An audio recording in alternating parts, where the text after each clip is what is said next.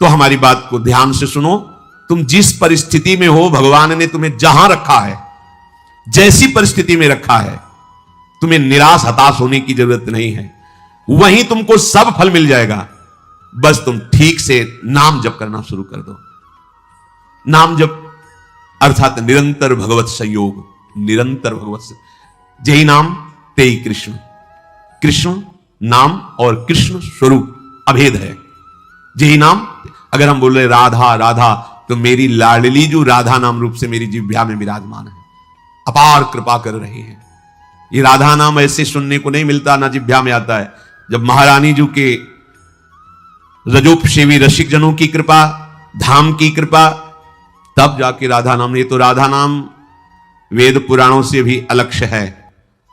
ये अन्यत्र आपको कहीं नहीं सुनने को मिले। यहीं से बाहर हटिए, मथुरा जाइए तो जय श्री कृष्ण मिलेगा, जय श्री कृष्ण। क्योंकि ये भूमि जिसमें आप विराजमान हैं, ये महाप्रेमामृत का सार परा विद्या स्वरूप राधा नाम। वृंदावन के वृक्ष को मरम न जाने कोई, यहां डाल डाल और पात पात में राधा राधा। यहां तो वायु भी राधा राधा बोलती है। यहां के पशु पक्षी राधा यशो मुखर मत, एक एक पक्षी राधा राधा बोलता है। हमारी श्रवण इंद्रिय में दम नहीं, इसलिए हम समझ नहीं पा रहे। महाप्रेम समुद्र है श्री धाम वृंदावन। मन नहीं लगता, कोई बात नहीं। भाव नहीं बनता, कोई बात नहीं। आप केवल जिभ्याग्रे, जिभ्या के अग्रभाग में उच्चारण कीजिए राधा राधा राधा। जिभ्याग्रे नहीं मन से अग्रे। मन लगे ना लगे, जीभ से बोलो, तुम्हारा काम हो जाएगा। नाम से जगन्यंता सर्वेश्वर भगवान खिंचते हुए हमारे पास आ जाएंगे। पतंगो यथा त्वाम अनुभ्राम्यमाणः। प्रभु हैं पतंग, नाम है डोरी, खींचते जाओ राधा राधा राधा, नजदीक आते चले जाएंगे। पतंग को पकड़ना चाहो, डोरी छोड़ दो, कभी नहीं पकड़ पाओगे। नाम छोड़ दो, भजन छोड़ दो और साधन करो, हरि नहीं अधीन होने वाले। डोरी है, नाम रूपी डोरी को निरंतर खींचते राधा राधा राधा।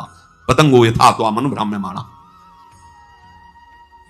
मृत्यु का भय तुम्हें इसीलिए सताता है कि तुमने मृत्यु की तैयारी नहीं की। जैसे किसी गृहस्थ के यहां अचानक 20 आदमी आ जाए, वो घबरा जाएगा कि हमने कोई तैयारी नहीं की है, कैसे एकदम 20 आदमी एकदम। और जब बारात आती है तो 500 1000 आदमी आते हैं, मुस्कुरा के स्वागत करता है। क्यों? पहले से तिथि तारीख निश्चित थी, तैयारी फिट थी। 500 की जगह अगर 100 और बढ़ जाते हैं तो कढ़ाई चढ़ी हुई, कोई परेशानी नहीं। हमें जहां जाना है वहां का हमें परिचय प्राप्त हो चुका है, हमारा निश्चय हो चुका है, तैयारी है पूरी, अभी जाना अभी चल दे, कोई परेशानी नहीं। लेकिन आपने तैयारी तो रहने की है, जाने की तो की नहीं। यहां पूरे विश्व में जितने भी हैं, कोई बिरले हैं जो जाने की तैयारी में लगे, नहीं सब रहने की तैयारी में लगे। नहीं, आप ये पेंट थोड़ा गंदा हो गया, नया पुतवा दीजिए, ये हो ये बनवा दीजिए, वो कर दीजिए, सब रहने की तैयारी में। आखिरी तक दांत खराब हो गए, नए लगा दीजिए। आंख खराब हो गई है, ऑपरेशन करके चश्मा लगवा दी। कान खराब, मशीन लगा दी, मशीन। हाँ, वो दिल ब्लॉक हो रहा है तो नली डाल के स्लो कर दीजिए। अब रहने की तैयारी। अब जब जाने की बात आती है तो होश उड़ जाते हैं। हमने जाने की तो तैयारी नहीं की थी। मृत्यु से भय क्यों लगता है? क्योंकि तुमने जाने की तैयारी नहीं की। और जाना पक्का है। जैसे सरकारी आदमी होता है ना, उसको बंगला गाड़ी मिलती है, प्रयोग करता है, उसकी आसक्ति नहीं होती। क्योंकि कब सरकारी आदेश आ जाए कि इस प्रांत से उस प्रांत में जाना, वहां बंगला गाड़ी मिलेगा। वो सरकारी है, प्रयोग कर रहा है, लेकिन उसकी आसक्ति नहीं। जैसे कोई कहे ना कि ये खिड़की का कोना टूटा हुआ है, क्या है, कभी भी आदेश आ सकता है कि आपको अमुक जगह जाना है, वहां नया बंगला गाड़ी मिलेगी, ये तो सरकारी है, वो ठीक कर रहा है, हमें तो केवल सरकारी काम। बिल्कुल ऐसे ही ये सरकारी गाड़ी मिली है सरकारी काम करने के लिए।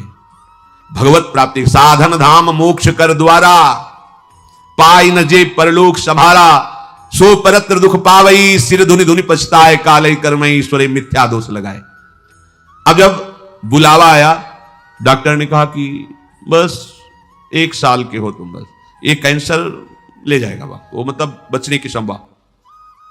क्योंकि तैयारी जाने की नहीं की थी ना, रहने की तैयारी की थी। अब कहां जाएंगे? जितना हमने प्रेम फैलाया वो तो यही है, जितना हमने कमाया वो सब यही है, जिसके लिए कमाया वो सब यही।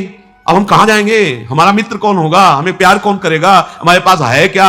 गया। मन पछितई है अवसर बीते, दुर्लभ देह पाए हरिपद भजु, करम बचन अरु जीते, मन पछितई है अवसर बीते। ये सुत बनिता आदि जान स्वारथ रत, ना करुणे सभी ते, अंत ही तो ही तजेंगे पामर, तू न तजय वहीं ते। ये सब तुझे छोड़ देंगे, तैयारी कर। गुरु कृपा से हम अपने हृदय की बात कह रहे हैं, प्रतिपल तैयार है। क्यों? जैसे कभी स्मरण भी आया, कष्ट होता, जैसे कल था रेलवे स्टेशन हो रहा, बीच में एकदम तो प्रसन्नता होती है, श्री जी के पास जाना है। कहां जाना है? श्री जी के पास जाना है। मृत्यु हमारे लिए मृत्यु थोड़ी है, श्री जी के पास जाने का पास है कि अब फाइनल। अभी तक तो भाव से रहा, अब फाइनल, खत्म, संसार चक्र खत्म, अब तो अपनी लाडली के पास जाना है बस। कितना आनंद! जैसे आपका कोई प्रिय है, वर्षों से आप उससे मिलना चाहते हैं और गाड़ी आ गई, बुलावा गया, चलिए आप, तो आपको कैसा लगेगा? ये थोड़ी लगेगा कि भय लगे, नहीं, एक उमगन आएगी, आप तो तुरंत तैयार हो जाएंगे चलने के। हाँ हाँ हाँ, हम तो वर्षों से इंतजार कर रहे हैं बस। ये जो मृत्यु तुम्हें भय प्रदान कर रही, तुमने तैयारी नहीं की। मृत्यु अमंगल में नहीं है, परम मंगल है।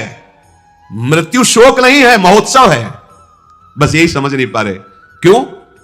भगवान ने मृत्यु को अपना स्वरूप कहा है, मैं सर्व कुछ हरण करने वालों में मृत्यु हूं, मेरे प्रीतम है मृत्यु, और कोई नहीं, श्री कृष्ण है। आलिंगन करो अपने प्यारे श्री कृष्ण का और निरंतर दिव्य लीला में पहुंच चलो। पर यह बात की कोई तैयारी नहीं कर रहा।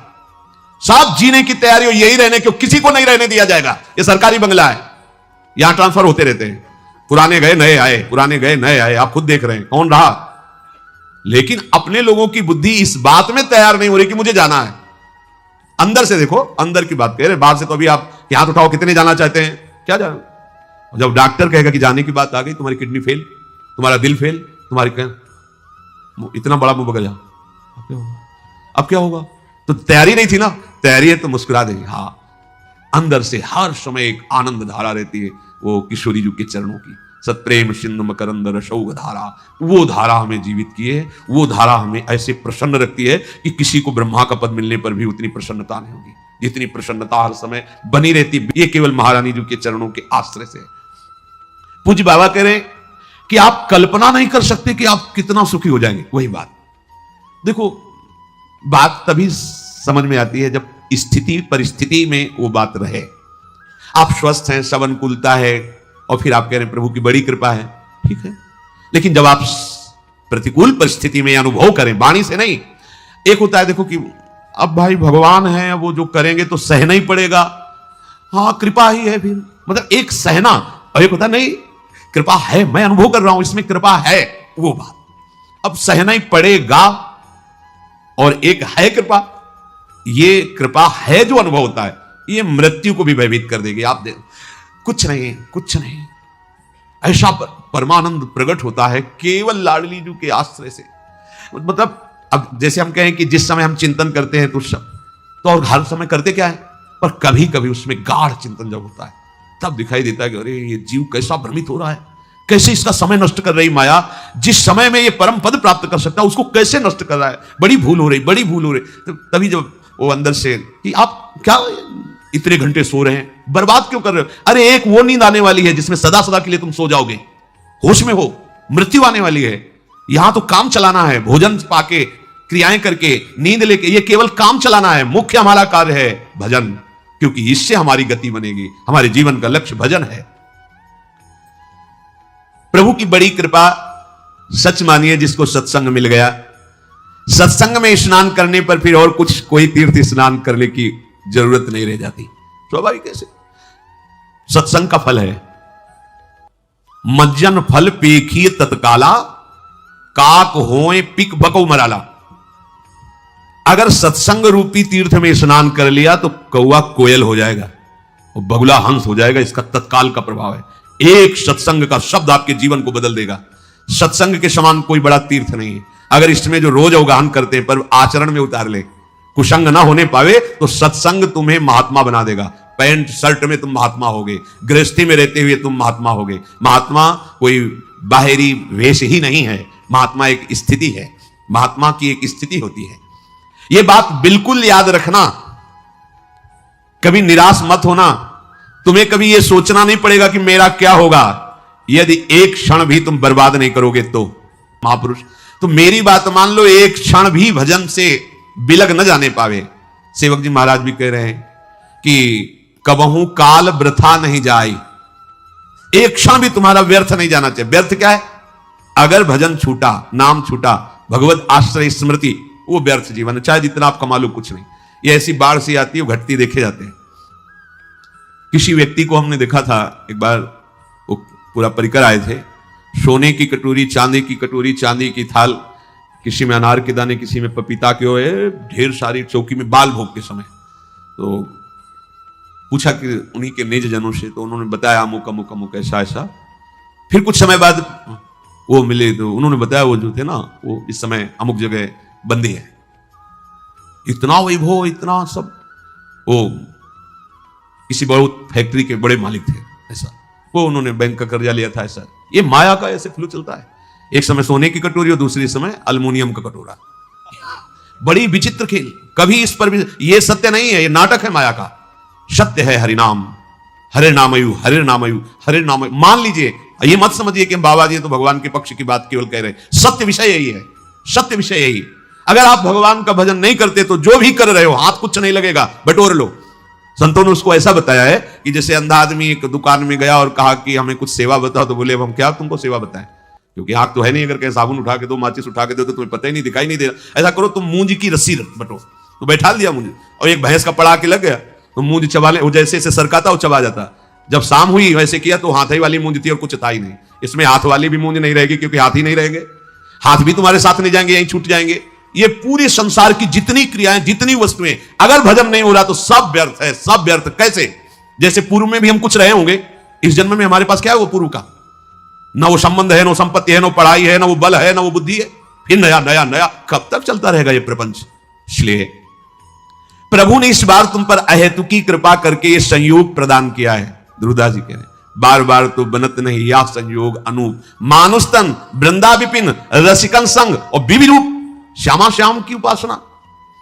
मैं आपसे फिर प्रार्थना करता हूं कि आप केवल प्रभु के आश्रय में रहना, वो संभाल लेंगे। आप कोई भी हो, कैसे भी हो, आप चेत सुदुराचारो भजते मामानन्य भाग साधु समन्तव्या सम्यक व्यवसिता, ऐसा वो संभाल लेंगे। बड़े कृपालु हैं, बड़े कृपालु हैं।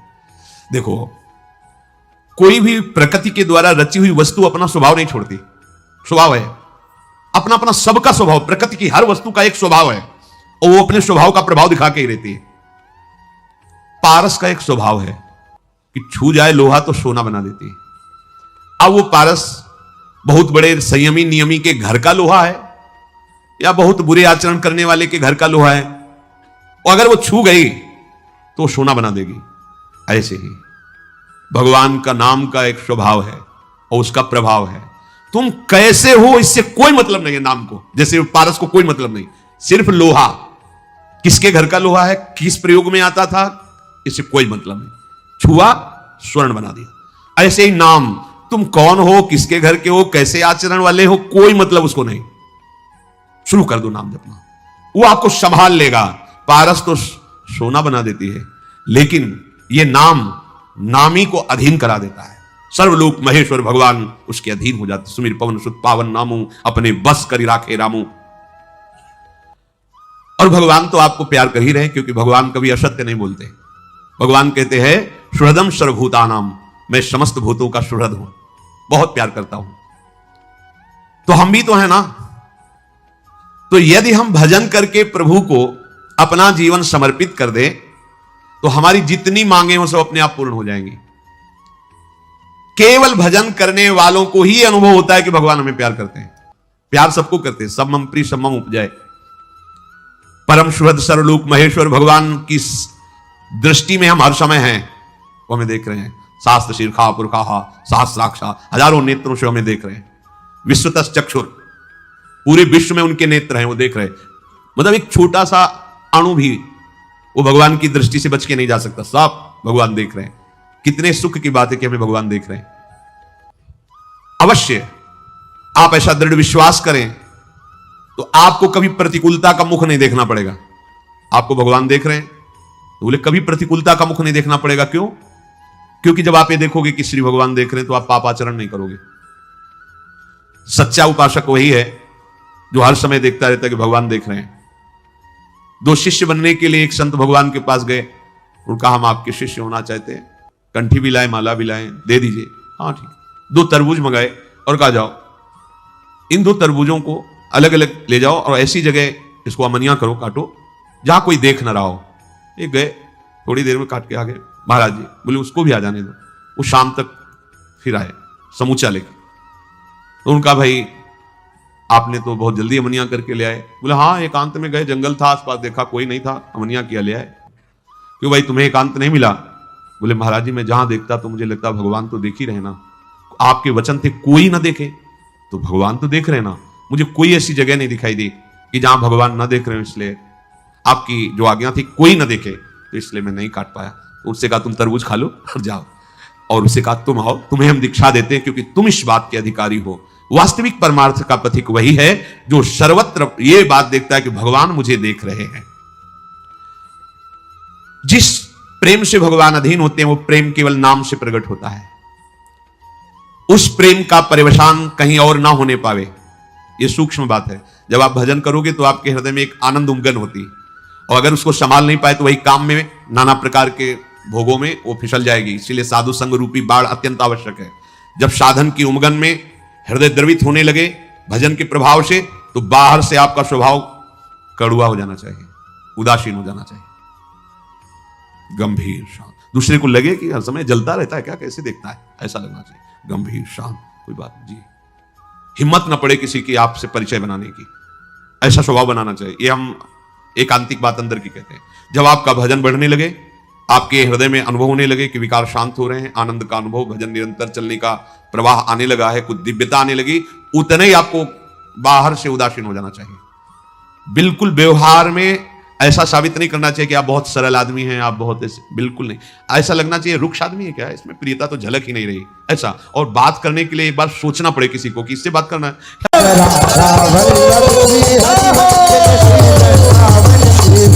जय जय राधा वल्लभ हित हरिवंश, जय जय राधा